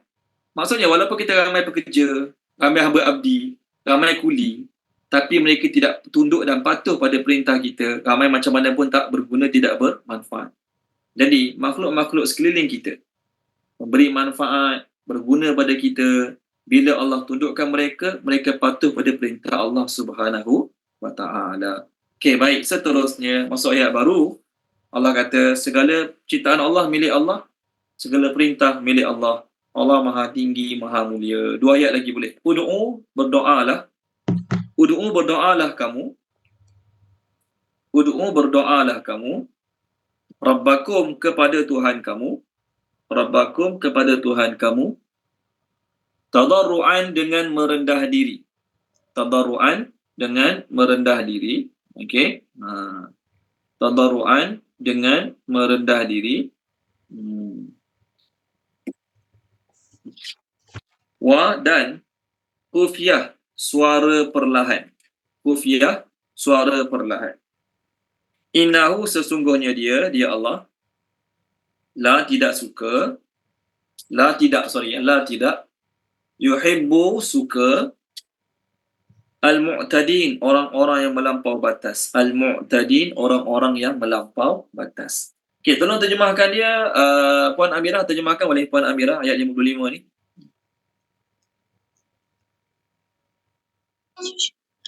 Ustaz, saya baca je Ustaz tak Boleh. Tak ada masalah. A'udzubillahi minasyaitonirrajim. Berdoalah kepada Tuhanmu dengan merendah diri dan suara yang lembut. Sesungguhnya Allah tidak menyukai orang yang melampaui batas. Okey, terima kasih Puan Amirah. Ayat Allah cerita dalam ayat tadi, Allah kontrol segala-galanya. Disebabkan Allah kontrol segala-galanya, kamu dapat manfaat daripada siang, malam, cahaya matahari. Selain tu, kalau kamu nak manfaat lain lagi, kamu nak manfaat lebih lagi, manfaat makanan banyak lagi, duit banyak lagi, Allah kata doalah pada Allah. Cuma nak doa pada Allah, ada syarat-syarat dia. Pertama apa dia? Merendahkan diri. Doa pada Allah dengan merendahkan diri. Maksudnya apa dia merendah diri? Berdoa pada Allah dengan pengharapan kami 100% berharap pada Allah. Allah bagi kami terima, Allah tak bagi pun kami terima. Itu maksud rendah diri. Kalau orang berdoa tak ada rendah diri, apa maksud dia? Aku doa pada Allah, Allah mesti kena bagi doa aku. Allah tak bagi, maksudnya Allah salah. Tak. Berendah diri ni maksudnya apa dia? Allah bagi ke Allah tak bagi ke, aku sedia dengan keputusan Allah Ta'ala. Itu maksud rendah diri. Yang kedua, khufiyah, suara perlahan. Kenapa Allah sebut suara perlahan? Kerana nak membezakan cara orang Islam minta dengan Allah dengan cara orang Yahudi, cara orang musyrikin minta dengan berhala. Orang musyrikin, mereka minta dengan berhala dengan cara kerahkan suara. Oa depan berhala. Cakap kuat-kuat depan berhala, minta kuat-kuat depan berhala. Tu cara orang musyrikin minta dengan berhala. Maka nak bezakan cara orang Islam minta dengan Allah dengan cara orang musyrikin minta dengan berhala, Allah kata suara perlahan. Minta dengan suara perlahan. Allah bukan pekak. Nabi SAW dengar sahabat-sahabat dizikir kuat-kuat dalam satu perjalanan. Para sahabat zikir kuat-kuat dalam satu perjalanan. Maka Nabi SAW cakap pada mereka, rendahkan suara kamu. Nabi kata fa innakum la tad'una asamma wala ghaiban. Rendahkan suara kamu. Kamu berdoa bukannya pada orang pekak, bukan pada orang tak ada. Innal ladzi tad'una sami'un qarib. Tapi kamu berdoa pada Allah yang Maha mendengar lagi Maha dekat. Baik. Apa maksud ayat ni? Sorry, saya bukan nak terangkan, saya nak terangkan. Habis tu tak boleh kau imam doa kuat-kuat. Imam solat Jumaat doa kuat-kuat, imam baju doa kuat-kuat. Allah suruh suara perlahan, baik. Imam yang doa kuat-kuat, tujuan dia apa dia? Supaya makmum mengaminkan doa tersebut. Itu satu. Yang kedua, imam yang doa kuat-kuat, niat dia sebagai ta'limul ummah, mengajak umat cara berdoa. Tak semua orang tahu cara berdoa dan tak semua orang tahu nak minta apa. Maka imam ni baca doa kuat-kuat supaya makmum boleh dengar cara berdoa, dapat ikut doa tersebut. Makmum boleh berdoa dan dapat ikut cara doa tersebut. Boleh? Doa kuat-kuat bukanlah kata haram. Doa kuat-kuat tu tujuannya apa dia? Kita ni. Doa kuat-kuat supaya orang belakang dapat dengar, mereka dapat aminkan. Jadi kalau belakang kita 2 orang, 3 orang, perlukah satu masjid dengar doa kita? Tak perlu pun. Lainlah kalau masjid tu ada speaker, mikrofon, tu lainlah. Kita bakal boleh kontrol pun untuk berapa orang dengar kan. Ni kita solat tak pakai mikrofon, kita solat 4 orang, kita datang solat isyak, orang dah habis solat. Saya jadi imam, 4 orang makmum belakang saya. Jadi masa berdoa, perlukah doa jerit kuat-kuat supaya masjid dengar? Tak. Saya doa kuat sekadar memperdengarkan makmum saya sahaja. Tujuan dia apa dia? Supaya mereka boleh aminkan doa saya dan supaya mereka faham apa doa saya dan supaya mereka boleh tiru doa saya di kemudian hari. Jadi jangan pula kita guna ayat ni, oh Allah kata doa pada Allah suara perlahan. Allah suruh suara perlahan kat sini untuk membezakan antara cara orang Islam berdoa pada Allah dengan cara orang kafir minta dengan berhala-berhala mereka. Okey, baik. Kemudian Allah kata Allah tak suka orang melampau batas. Maksud melampau batas kat sini 2. Pertama, orang yang langsung tak nak doa pada Allah, tu melampau batas. Mau hidup tak nak doa pada Allah langsung sebab dia rasa dia dah kaya, dah cukup baik, dah cukup segala-galanya, tak doa pada Allah, Allah tak suka. Yang kedua, dia doa pada Allah tapi dengan melampau-lampau. Dengan jerit kuat-kuat, dengan jerit kuat-kuat, lepas tu dengan mengeluarkan doa-doa yang tak baik, itu dia panggil melampau-lampau, Allah Ta'ala tak suka. Jadi kat sini ada 3 nasihat lah. Rendah diri, suara perlahan, dan juga tidak melampau dalam berdoa. Contoh melampau tu apa dia? Doa kejahatan untuk orang lain. Melampau lagi apa dia? Contoh melampau, dia doa dengan suara yang sangat kuat sehingga mengganggu orang lain, ganggu jemaah lain, tu tak boleh. Sebab tu orang jadi imam, kalau dia jadi imam, dia kena tengok. Jadi imam dia kena tengok, oh belakang ada orang masbuk ni. Belakang ada orang masbuk, maka imam pelankanlah doa. Tak ada nak jadi kuat-kuat, pelankan doa. Okey, baik. Teruskan satu ayat lagi. Wa dan la janganlah. Tufsidu, kamu membuat kerosakan. Tufsidu, kamu membuat kerosakan. Fil ar, di bumi. Fil ar, di bumi. Ba'da sesudah. Islahiha, Allah memperbaikinya. Islahiha, Allah memperbaikinya. Wa, dan ud'uhu, berdoalah kepadanya, kepada Allah. Ud'uhu, berdoalah kepadanya, kepada Allah. Khaufan, dengan perasaan takut. Khaufan, dengan perasaan takut. Wa, dan tama'an, dengan sepenuh harapan. Tamak maksudnya nak sangat-sangat doa itu diterima.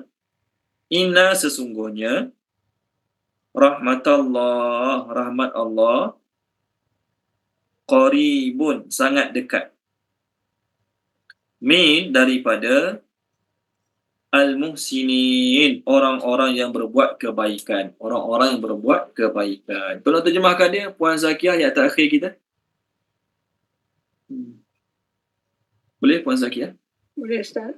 A'udzubillahi minasyaitonirrajim. Dan janganlah kamu membuat kerosakan di bumi sesudah Allah memperbaikinya, dan berdoalah kepadanya dengan perasaan takut dan sepenuh harapan. Sesungguhnya rahmat Allah sangat dekat daripada orang yang berbuat kebaikan. Okey, terima kasih Puan Zakiah. Sama Ustaz. Jadi tadi 3 nasihat dalam berdoa. Apa 3 nasihat tadi? Allah Ta'ala kata 3 nasihat tadi. Allah kata, rendah diri, suara perlahan, jangan melampau. Yang keempat, jangan buat kerosakan. Apa maksud jangan buat kerosakan? Orang yang buat kerosakan adalah orang yang buat dosa maksiat. Orang yang buat kerosakan adalah orang yang buat dosa maksiat. Orang buat kerosakan adalah orang yang buat dosa maksiat. Maka, macam mana Allah nak terima doa seseorang kalau dia buat dosa maksiat? Malam-malam dia doa, ya Allah nak tu nak ni, ya Allah nak tu nak ni, tapi siang-siang buat dosa maksiat. Jadi awak nak Allah tolong awak nak Allah terima doa awak. Tetapi dalam masa yang sama, apa yang Allah larang buat, awak buat. Maknanya kalau kita berdoa pada Allah dan kita sungguh-sungguh nak Allah terima doa kita, selain waktu doa apa kita kena buat? Jauhi dosa maksiat. Itu maksud jangan buat kerosakan kat sini. Bukanlah maksud jangan buat kerosakan kat sini, jangan tebang pokok hutan, jual kayu balak, bukan. Itu tak ada kaitan pun. Kerana apa? Kerosakan yang berlaku kat muka bumi ini sebab dosa maksiat manusia. Jadi kita doa pada Allah dalam masa sama kita buat dosa maksiat. Bagaimana Allah terima doa kita? Ini yang keempat. Nampak? Jadi cara Allah nak perkenankan doa kita adalah dengan cara kita menjauhi dosa dan maksiat. Ni ada cara Allah ada cara berdoa ni. Yang keempat, berdoalah pada Allah dengan perasaan takut dan juga tamak. Takut dan tamak ni maksudnya apa dia? Bila kita takut doa kita tak diterima, apa untuk kita buat? Kita akan berusaha sungguh-sungguh untuk menyempurnakan doa kita. Kita nak interview. Kita baru habis belajar nak pergi interview kerja. Apa perasaan kita masa interview kat tempat kerja baru tu? Kita takut permintaan kita di-reject. Satu. Yang kedua, kita harap sangat kita punya permintaan kerja ni diterima. Jadi bila kita takut permintaan kita nak kerja tu di-reject dan kita nak sangat kita punya permintaan nak masuk kerja tu diterima, apa untuk kita buat? Preparation. Dengan sijilnya, dengan soalan-soalan bakal ditanyanya. Kalau setengah orang dia pergi interview kerja, melenggang tangan kosong. Mana sijil? Oh, tak betul state lagi. Cara buat ni? Tak tahulah. Nanti saya belajar sikit-sikit. Contoh. Agak-agak orang nak terima tak? Orang tak terima. Maksudnya dia pergi interview kerja dalam keadaan tak kisah pun dapat tak dapat. Dia nak orang kaya. Contoh, dia nak orang kaya. Dia tak kerja pun ayah dia boleh bagi duit kat dia RM3,000 sebulan. Contoh. Jadi dia ini pergi interview kerja, dia tak kisah langsung kalau tak dapat interview tu. Dia pergi interview sebab mak dia suruh je. Contoh. Jadi dia nak prepare. Dia nak sungguh-sungguh. Tak. Dia tak prepare, tak sungguh-sungguh. Orang yang sungguh-sungguh nak dapatkan kerja tu, dia orang nak orang susah, dia pun perlu pada kerja, jadi dia akan study sungguh-sungguh tentang soalan yang bakal ditanya. Dia dah sediakan dah sijil tu, sijil ni, foto state original semua dia bawa. Orang tanya je, mana sijil ni? Mana ni? Ni ada je jawapan dia. Ni sungguh-sungguh. Sama lah juga, kita berdoa pada Allah, bila dalam hati kita ada perasaan takut doa aku tak diterima, kita akan jaga adab-adab dalam berdoa. Kita akan jaga pemakanan. Satu hari, sahabat Abi Waqqas radhiyallahu anhu, sahabat Abi Waqqas radhiyallahu anhu, dia kata pada Nabi, ya Rasulullah, boleh tak doakan saya supaya saya ni jadi orang yang senang diperkenankan doa dia. Sayyidina Sa'ad bin Waqqas radhiyallahu anhu, dia kata pada Nabi sallallahu alaihi wasallam, kata ya Rasulullah, boleh tak doakan saya supaya saya menjadi orang yang senang diperkenankan doa dia. Maka apa kata Nabi sallallahu alaihi wasallam pada sahabat Abi Waqqas? Hadis ini diriwayatkan oleh Imam Tabrani. Okey, Imam Tabrani. Jadi Sayyidina Sa'ad bin Waqqas kata, ya Rasulullah, ud'ullaha ayyaj'alani mustajabad da'wati. Ya Rasulullah, doalah pada Allah agar Allah jadikan aku orang yang senang diperkenankan doanya. Maka Nabi kata, ya Sa'du atib mat'abaka takun mustajabad da'wati. Wahai Sa'ad, jaga pemakanan. Jangan makan benda haram, jangan makan benda syubhah. Kamu akan jadi orang yang senang diperkenankan doa dia. Panjang lagi hadis tu, tapi itu antaranya lah. Jadi kalau kita takut doa kita tak diterima, apa tu kita buat? Jaga pemakanan. Kita nak doa kita diterima, apa kita punya tunjuk pada Allah yang kita nak doa kita diterima? Doa sungguh-sungguh, sepenuh hati, istiqamah, jaga mata, jaga telinga, jaga pemakanan. Maksudnya, adab dalam berdoa ni bukan masa doa tu saja. Selain waktu berdoa, jaga pemakanan, jaga mata, jaga diri pada dosa maksiat. Barulah senang Allah terima doa kita. Ni kita doa sungguh-sungguh pada Allah, tapi semayang tak. Aurat tak jaga. Mata tak jaga. Telinga tak jaga. Cakap mulut main lepas saja. Contoh. Lepas tu dalam masa yang sama, kita nak Allah terima doa kita. Tak boleh. Dalam masa yang sama, kita nak Allah terima doa kita. Tidak boleh. Maka Allah kata dalam ayat ni, nak doa pada Allah, jangan buat dosa. Doa dengan penuh perasaan takut. Doa dengan penuh pengharapan. Yakinlah, kalau kamu buat perkara-perkara tersebut, rahmat Allah sangat dekat. Tapi, bagi siapa? Orang muhsinin. Terjemah saya bersemula, dia terjemah apa? Muhsinin. Orang-orang yang melakukan ketaatan. Maknanya, kalau dia tak semayang, kalau dia tak puasa, kalau dia tak bayar zakat, waktu dia doa, dalam masa sama, dia nak Allah terima doa dia. Pelik kan? Allah tak terimalah doa dia. Jadi kalau kita dah jaga perintah Allah, jauhi larangan Allah, kita jaga daripada makan benda haram, daripada buat benda haram, kita doa, yakinlah Allah terima doa kita. Cuma Allah terima doa kita melalui 5 cara. Pertama, Allah boleh bagi cash. Hari ni doa, minggu depan dapat. Yang kedua, Allah Ta'ala bagi juga tapi tangguh sikit. Sekarang doa nak kaya, 30 tahun akan datang baru kaya. Contoh. Yang ketiga, Allah Ta'ala bagi juga tapi tak sebagaimana kita nak. Kita kalau boleh kita nak pakai kereta yang harga RM500,000. Contoh. Ada ke? Sangat RM100,000 lah. Tapi Allah terima kita dapat pakai kereta yang 80,000, 70,000. Dapat juga tapi tak sebagaimana kita nak. Pun terima juga. Yang keempat, doa kita, Allah Ta'ala jadikan sebagai simpanan pada hari akhirat. Apa kita minta Allah Ta'ala bagi kat dunia, Allah simpan bagi kat akhirat. Itu yang keempat.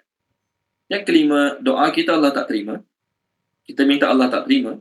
Tapi doa tu, Allah jadikan sebagai penolak bala untuk kita. Doa tu, Allah Ta'ala ambil, Allah jadikan sebagai penolak bala untuk kita. Patutnya kita kena 10 bala, 20 bala. Contoh. Patutnya dalam bulan ni Allah Ta'ala takdirkan bulan ni kita dapat 10 bala, 20 bala. Contohlah ni. Tapi sebab kita banyak berdoa, lebih 60 kali kita doa pada bulan ni, doa tu telah Allah gunakan sebagai sebab bala tu tertolak. Dalam hadis Nabi kata, wala yaruddul qadra illa du'a. Tidak ada perkara boleh tolak takdir melainkan doa. Dengan sebab kita berdoa, takdir yang Allah tentukan kita kena bala musibah bulan ni, Allah Ta'ala jauhkan. Jadi pengajaran dia apa dia? Setiap kali kita berdoa, dalam keadaan kita tak buat benda haram, tak makan benda haram, kita terbuat benda haram terus taubat, kita berdoa pada Allah, kita yakin doa kita Allah pasti akan terima. Cuma salah satu daripada 5 cara tadi. Orang yang gagal adalah orang berdoa, lalu dia kata apa? Allah tak terima doa aku, dia pun tinggalkan berdoa. Maka dia adalah orang yang tidak berjaya. Okey, kita berhenti sini dulu. Kita sambung minggu depan insya-Allah. Boleh ya? Kita berhenti sini dulu. Sampai minggu depan insya-Allah. Apa yang baik daripada Allah Subhanahu Wa Taala, apa yang tak baik daripada kekurangan kelemahan saya, mohon maaf pada tuan-tuan dan puan-puan.